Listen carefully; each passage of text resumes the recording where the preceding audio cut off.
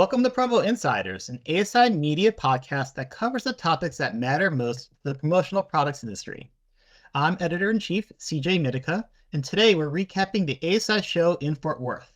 We'll be discussing strategies, trends, and maybe a live animal sighting or two. So, hello everybody, welcome again. You may be familiar with my voice or familiar with my face. Maybe you're sick of my voice and my face. I know my family certainly is. So to help with that, though, we've got a fresh new voice to the ASI team, Sammy Marshak. Sammy, please introduce yourself and tell us what you're doing here at ASI. Sure. So I'm Sammy. I'm the data analytics editor for ASI. So my role involves contributing to the industry news coverage, as well as doing data visualization, aggregation, and analysis for the company and within the editorial department. So I started a month ago and maybe 5 weeks ago at this point. So yeah, it's been great so far. Yeah, we're definitely going to ask you about your experience at the trade show for someone who's new to the industry. So you're going to look for Sammy's work both in Counselor Magazine and ASICentral.com. We're very excited to do more with data and visualization. It's a great untapped opportunity for us, and Sammy is going to be a great asset to help us with that. In fact, so this isn't, even though this is Sammy's going to be your first public appearance on our podcast. It's not the first podcast you've actually done. You recorded one earlier in the week with our colleague, Sarah Lewandowski. So by now, I think you're probably like a seasoned pro at this, right? Oh, yeah, for sure. So we're talking ASI Fort Worth. We were there last week for the ASI show. It was later on in the year. Like, we used to hold it in January. This year it was in March. The weather was awesome. Everybody had a lot of fun, and we're going to be talking about just some of the things we saw and learned there, just top trends, strategies, what we're hearing from distributors and suppliers we talked to. If you want to see our full coverage, be sure to go to asicentral.com /news. I think it's still on the front page. It's a story that says ASI Fort Worth 2024, full speed ahead for attendees after a successful show. That's our show recap. All of our coverage can be found on there, or if you search for ASI Fort Worth 2024 in our search function, again, you can find all the different articles that we've done, or just listen to us right now, because we're gonna give you the recap straight right here.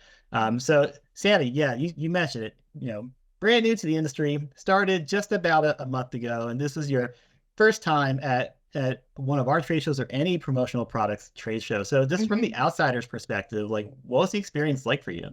Yeah, so it was great. I thought it was very well coordinated, that the education speakers and all the keynote speakers, they were very interesting, not just for me, but I think everyone.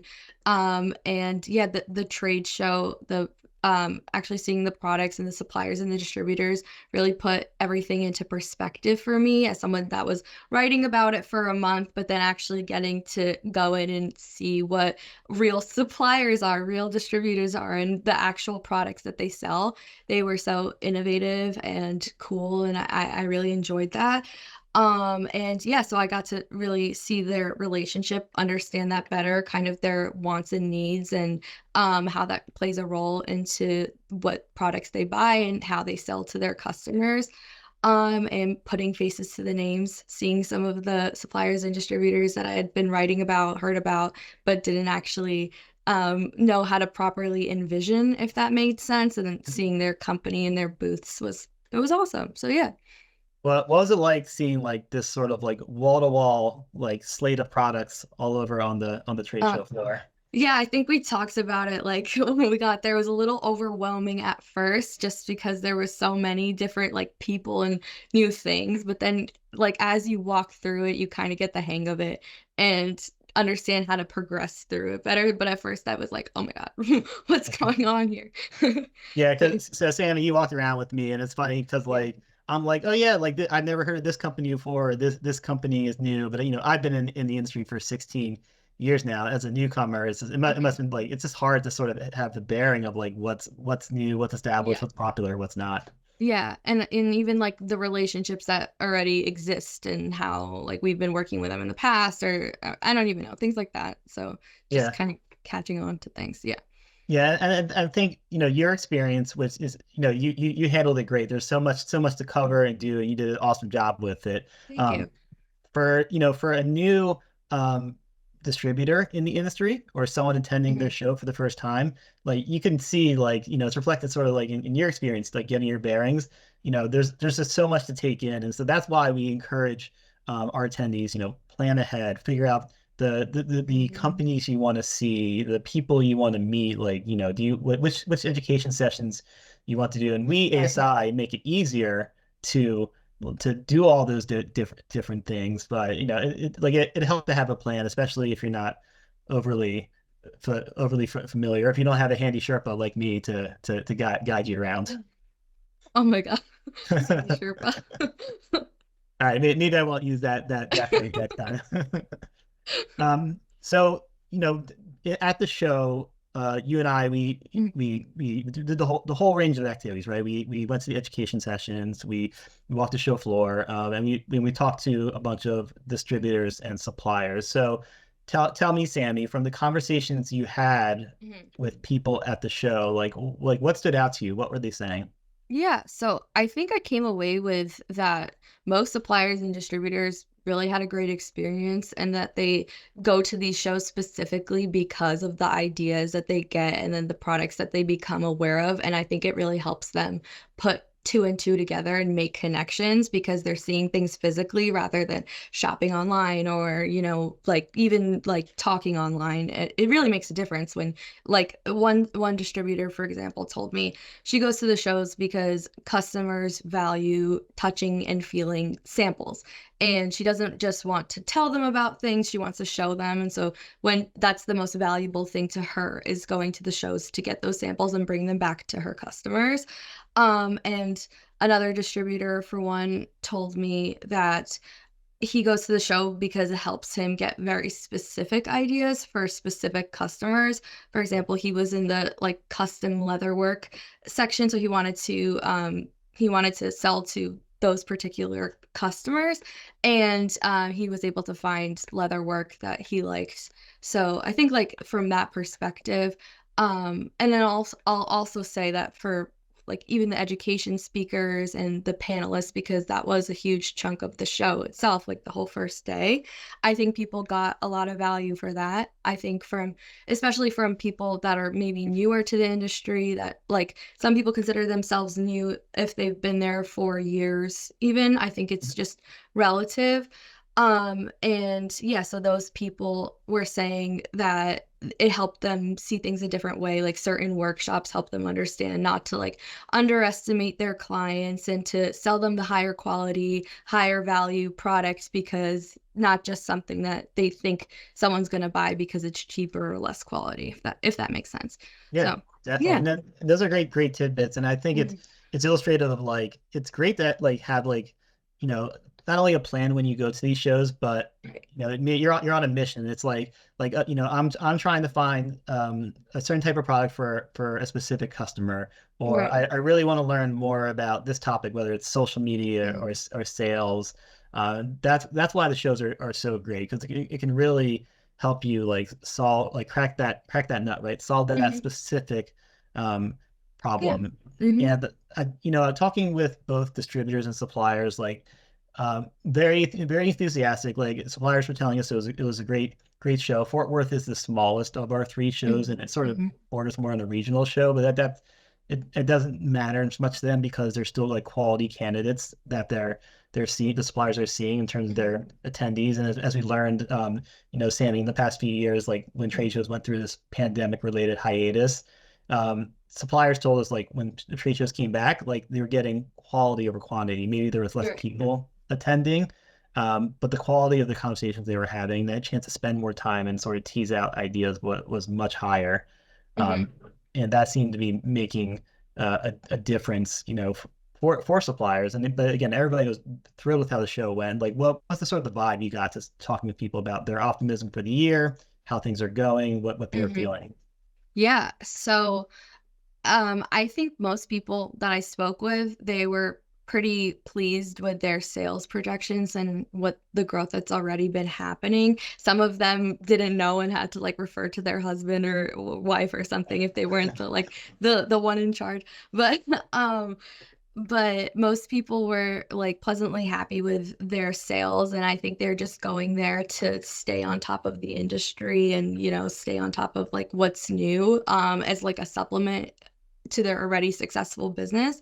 I didn't really talk to people who were unhappy. The only kind of criticism, if you could call it that, was, oh, it's just going slow. It's always slow in this first quarter, like January through March. But I think that's expectable. Not a word. I think that's expected. So yeah. Yeah, that's typical for this industry. Q4 is the most successful selling season for distributors. Like everybody's like buying holiday gifts, using up their budget. Oftentimes there can be a Q1 hangover where like buyers don't feel the need to spend right away because they have all year to spend their marketing budget. So that's not atypical. I definitely got the same vibe as you did in terms of people's optimism and enthusiasm. And in fact, we at the Education Day wrap up session, we did a series of flash polls. We asked people, how are your 2024 sales looking compared to 2023? And it was very, very positive. I think it was like two-thirds or something saying, but definitely the majority saying that their this year's sales are shaping up to be much higher than the previous year. And 2023 was a tough year for the industry. Sales went up, but a lot of factors dragged it down just from sort of lessening buyer demand, layoffs in the tech industry. There's wars overseas, a number of things, inflation also being a big part of that. But the conversations we've had talking to our distributors in 2024, and also our council advisory board that I pulled when we met before Fort Worth, everybody's very optimistic about this year, and the sales start has been pretty strong. So a lot of great news all around, and I think Fort Worth definitely captured that. So Sammy, I want to ask you because you mentioned the Education Day sessions. I know you attended a number of those. So like, Right. what jumped out to you? Like, what kind of strategies and ideas you thought were particularly compelling? Sure. So I guess we start with the Cohen family generational success one, because one thing I Right. didn't realize about the industry was how many family businesses there are specifically like within promotional products. And I think that's really cool. So it's even if it's on a smaller scale, right, than what the Cohen family of ASI has in like their company, they face similar concerns and challenges in terms of like how do we keep this going, when do we hire outside of the company, at what point, how do we handle conflict, how do we maintain our relationships and prioritize family but keep business and family separate. So I was speaking with some distributors who were kind of voicing that back to me and explaining that it really helped them have a better perspective and come out with new strategies for their own family businesses. Oh, that's um great. And I want to yeah. explain that this was a new session for us actually in Fort Worth, the first time I've done it at any ASI show. And we had so Norman Cohn, the chairman of ASI, and then Matthew and Stephanie, two of his children who are very high up and involved in the company, on the same session talking about just like what they've learned over like decades of running a family business. And so it was a rare occasion to have all three of them in an educational session and sort of tap into their wisdom. And I love the stories that they shared. Like Stephanie was talking about like unwrapping these individual packets of cream cheese at one of the shows because that's how it came. And it's just like free labor. Like you're like 7 years old. Like we need to put you to work. Those stories were super fun. But and I've worked at ASI for 16 years, and so I know like I do know some things about I know a bunch of things about the Cohen family history and the company, but it was still cool to hear those stories and the philosophies behind them. And so I'm glad like it resonated with the audience too. Yeah. And someone new to the industry as well, and I didn't know some of that background. It was interesting to hear it just in general, kind of how that family came to success and kept this success. Yeah, So yeah. definitely. What else jumped out to you? Um, so the video marketing workshop with Martine Cadet, she spoke about a lot of people are afraid to post on social media, to post video content creation, for a variety of reasons. But one, they think that it takes too much of their time or that it's too labor intensive. And some are just scared to delve into new platforms, which makes sense because things are constantly evolving in the way that you sell and advertise your business.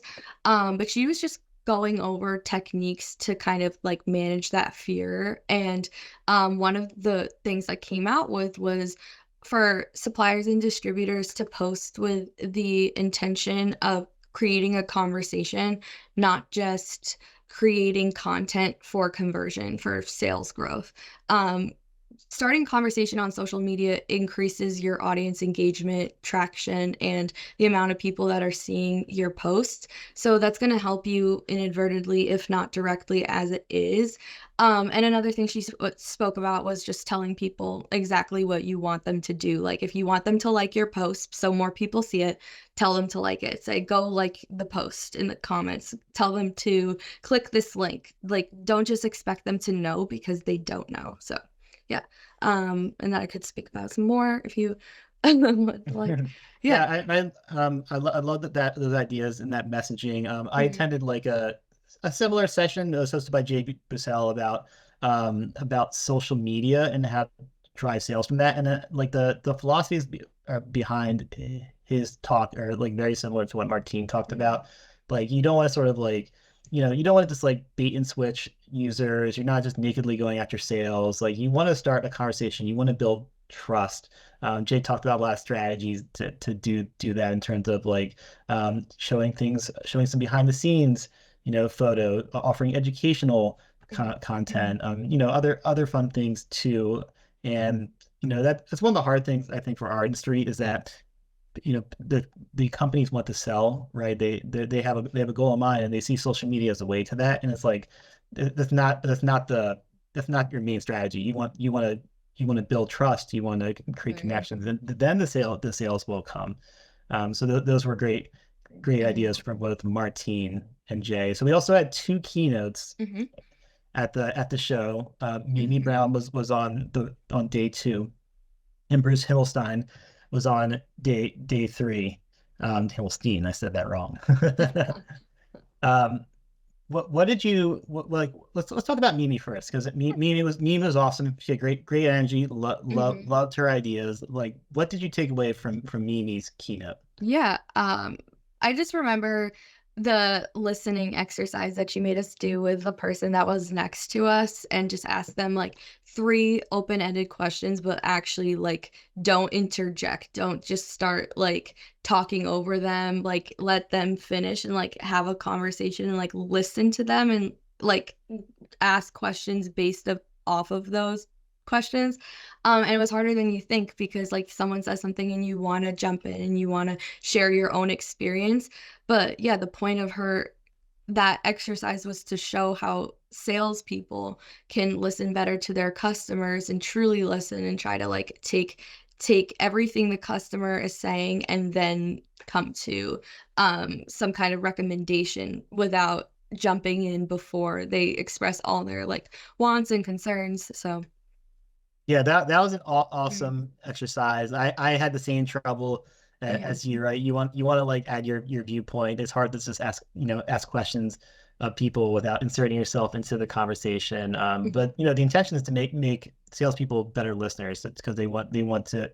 She wanted them to identify their clients' pain points. What's occupying their minds, how the salespeople can help them. Something that resonated with me that Mimi said was like you have to make the first sale to yourself.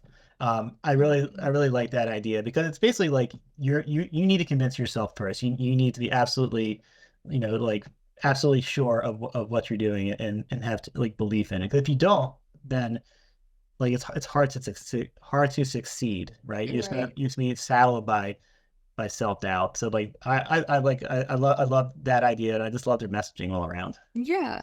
Like her point was that you have to know the value that your product brings and be able to communicate that value without just trying to sell on price, because you're always going to lose if you try to sell on price. You have to believe in the value of the product and why it's different than others, not just based on price, I guess.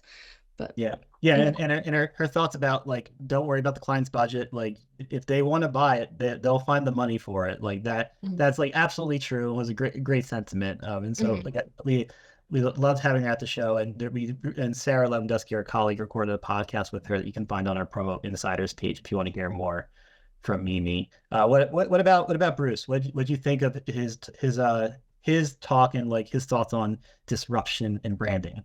Yeah, Bruce's talk was so interesting as someone that led such a large brand that everyone knows, the Ritz-Carlton, to success, and completely transformed their marketing perspective from that like stereotypical luxury to quiet luxury, and kind of like basing marketing on experiences rather than things, and how he realized that trend was evolving and how his customer demographic was changing, I thought was super interesting. And Bruce talked a lot about incrementality and how brands can partner and kind of expand their sectors within different companies that you wouldn't necessarily associate with them, and how eventually like doing things like that and making strategic initiatives will increase revenue and grow your brand into the public eye, way more than just doing the same thing over and over and over again, working with the same people and expecting things to change that way. Yeah, his thoughts were fascinating. You know, Bruce was a longtime hospitality executive, and he spent I think a number of years as the chief sales and marketing officer at the Ritz-Carlton. There's one slide he showed, which is uh, like if I was marketing luxury, here's how I would have done it 20 years ago, and here's how I would have done it today. And the difference was fascinating because like 20 years ago, it was like very like formal, like high class, like quote unquote old money. And like the newer like version of luxury and through like the lens of marketing was way more approachable, fun, Mhm. experiential. That was like really cool to see like how it's shifted. And he was part of that too, like at the Ritz-Carlton. So I thought that Yeah. was really cool. Yeah, for sure. Awesome. Yeah, and so again, I interviewed Bruce for a podcast. You can find that on our Promo Insiders page, and he has a lot of great insights, Hmm. and so it was very interesting to hear. Let's talk about the show floor. So Yeah. we talked to a lot of suppliers. You saw a lot of products. What kind of trends or products like were sort of your hits from the show? Sure. So obviously sustainability and made in the USA are the biggest trends that we know and write about, but actually seeing it like for the first time on the floor and really seeing like how important it truly is, I think was like fascinating. Because as an individual, like eco-conscious, eco-friendly initiatives are important to me. So it was interesting to see how brands incorporated that into their products, as well as like corporate social responsibility initiatives, as well. And kind of like it was becoming almost competitive. Like, how can certain brands and companies make their eco-friendly products different than the next, right? So I like that, because I think it's for a good cause. As much as greenwashing could be an issue in any industry, I think like friendly competition for a good cause is never a bad thing. So yeah, the in terms of products, one of my favorites was the Asobu line from Add and Art. They're one of the biggest promotional suppliers of drinkware. Yeah. So this is I actually got gifted a sample of one of their drinkware, and I thought it was really cool. Yeah, like are big on dual functionality, so like cups that have hot and cold capabilities, as well as I'm trying to think, as well as the ceramic line. So Right. Yeah, that ceramic yeah, liner. That was cool yeah, because like that's not something that's commonly available. Like so much drinkware is yeah, made from like has stainless steel lining. So like I thought that was neat and novel. yeah. So I just think that this is like fun, but they had some products that were really innovative. There was one bottle that had a storage detachable compartment for like pets' food or water. Right. So you can have your own water and separate it from your pet's water. I don't know, or put That the was same cool. water. I wanted to steal that one for myself and take it back home Yeah. for my dog. I thought about that. But I don't know, it just chose this one. And then so Yeah. I thought So that was cool. yeah, so Adenauer is a company that like I've always seen like their products online and thought these are really cool. It was very neat seeing that in them in person with some of that dual functionality, and it definitely ties into like a trend we're seeing in terms of like drinkware continuing to be like elevated. So Yeti started the trend. Stanley is obviously the most high profile example of that at the moment. But it was cool to see like just different different varieties, different innovations. Companies like sort of not like resting on their laurels, or they're trying to still innovate in the category because and I think consumers are really responding to it. It's like the number two ranked category for sales in the industry at the moment, and you see what's happening on the consumer side, obviously with the success of Stanley and other brands as well. I remember a couple other companies like I think so. I think it's Silly Pint or Silipine. Mhm. I'm not sure how to correctly say it. They have some Mhm. cool, very cool, colorful silicone drinkware, and they just added handles, so it had like tumbler like silhouette. That was neat. Diamondback branding was showing off some things from Yeti and I th and Brewmate and other ones. Those were very cool. If it's a great time for drinkware connoisseurs in the industry for Yeah. sure. What else? Anything else that you saw, Sammy, that particularly Yeah, impressed you? sure. So this wingback, it's called from Scooch. Right. And I Yeah. think Yeah. we both have one. And it's basically like a yeah, both didn't take it out of the pack. But I will. It's a grip, kickstand, and car mount, so three features in one.